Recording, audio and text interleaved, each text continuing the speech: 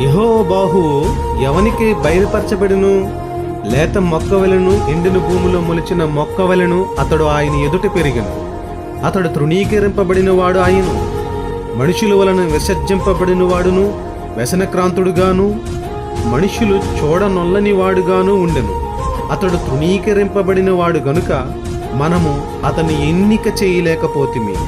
మనలో ప్రతివాడును తనకిష్టమైన త్రోవకు తొలగెను. యెహోవా మన అందరి దోషమును అతని మీద మోపెను. బాధింపబడినను అతడు నోరు తెరవలేదు. అన్యాయపు తీర్పు నొందిన వాడై అతడు కొనుక్కోబడెను. అతడు నిత్యముగా ఏ అన్యాయము చేయలేదు. అతని నోట ఏ కపటము లేదు. అతని నలగొట్టుటకు యెహోవాకు ఇష్టమాయెను. యెహోవా ఉద్దేశము అతని వలన నెరవేర్చెను. ఆయనే ప్రభువైన క్రీస్తు. మీ జార్జ్.